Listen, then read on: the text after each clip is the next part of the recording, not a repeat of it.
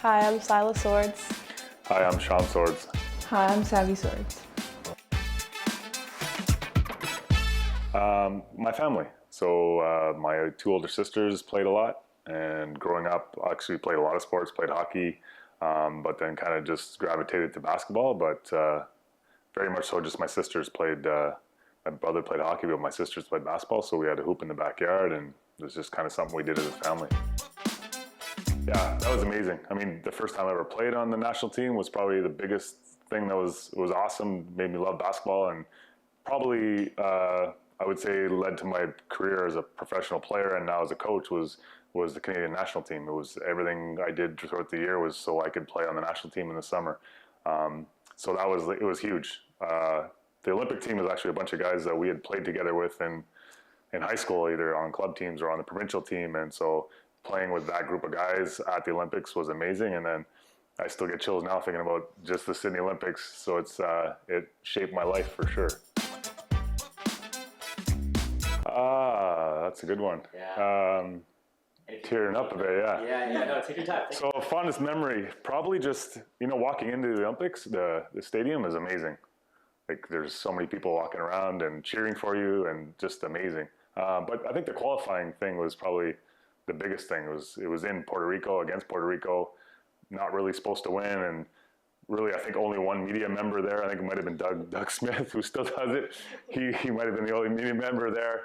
But we just did it as a group, and Steve Nash obviously was a huge part of that, but just the group together, we just, to be able to win and qualify, I remember that emotion was unbelievable.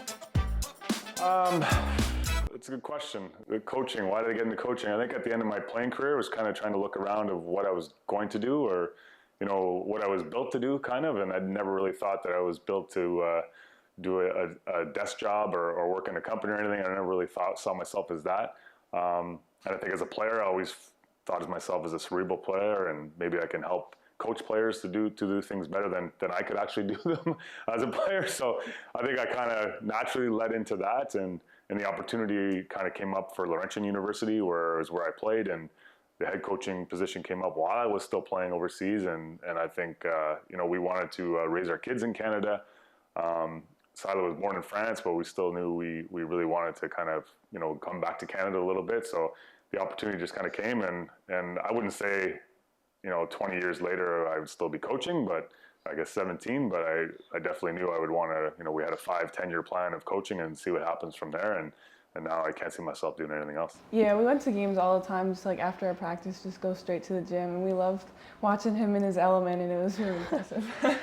Yeah, our mom used to make us take naps right before the games because they were later games when we were young. So she'd say, if you want to go to Dad's game, you have to take a nap. So we go lie down in bed just to make sure, pretend to sleep even, just so we could get the games to see. So it was always fun. For me, definitely just the pride he has for his country. I think that's what's brought me, what's most impressive is his career, is how excited he is to represent Canada, whether it be as a coach, as a player, or even just supporting us when we put the maple leaf on. And then like the Olympics is really cool, just hearing his stories, but definitely just how proud he is to be able to represent his country, and that's something that we try to do to reflect when we play.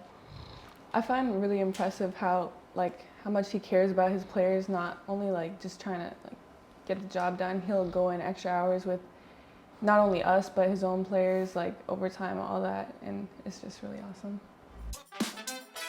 Well, we actually put them in everything, right? So they played soccer, they played volleyball, they did track at school. I actually pushed them to try and get into hockey.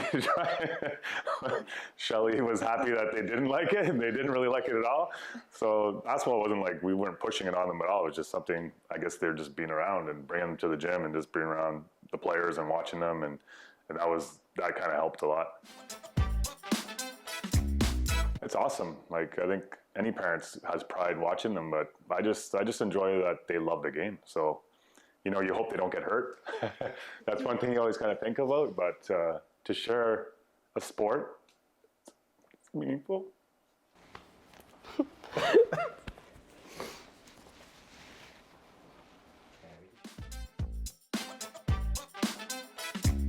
Just coming into the gym with us whenever, I feel like a lot of parents just kind of leave their kids, let them do their own thing, but he'll like do the extra hours, get up early with us when he comes home from like a tournament, like getting it at like 1 in the morning or something. He'll come in. He's just like so dedicated to helping us be the best version of ourselves. And I feel like a lot of kids don't get to experience that. Yeah, what's unique about our relationship is just that he's been through what we want to do in the future. Like, we both want to be Olympians, we both want to represent Canada to the best of our abilities.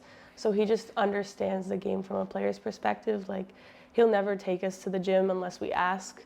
He'll never make us watch film unless we ask him to. So I think that and the way my moms handle it, both of them knowing we want to play at a high level but never demanding anything of us, making sure we're the ones that want to get ourselves there, and then them doing the best they can to be those resources for us is what's made us so successful so far. Oy. Interesting. Well, as I was saying before, the compete level is pretty equal. Like, they both go really hard at what they're trying to do.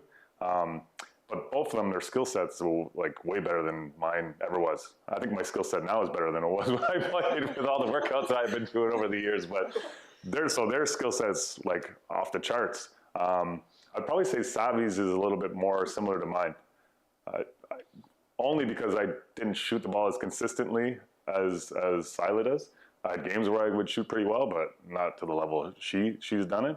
Whereas Sav is like consistent at everything else all the time, and so that's kind of what my game was, like just a little bit of everything and kind of whatever the team needs, I just do it. It's awesome. Like, I still have that same mentality of just pride when I watch them play, and I actually don't like using that word very much, but it just comes out. Yeah, it's awesome. Like, we're down to Mexico to watch it, and for me, it's just another game to watch them play. And we're in Canada. It's like, oh man, like the fact that that's their dream is huge. And so just watching them play the game is still the same, but the fact that they really want to represent Canada and want to play, you're like, man, they're actually playing like for the national team. Like, I never really thought that. I never would have thought I would have done it when I played, and to know that my two daughters are playing for it, it's unbelievable. So it's awesome to watch them, and that I like the fact that it's their goals. Like, they have vision boards in their bedroom where, things that they want to accomplish throughout their life, and Canada's on it. And it's amazing that it is. And so it's just fun just to sit back and watch them do it, because this is so driven from them. It's unbelievable. Like, we've talked about it a little bit, but they really, you can't push somebody to want to do something, and they really push us to try and be better parents to help them get to their goals. So I just love that.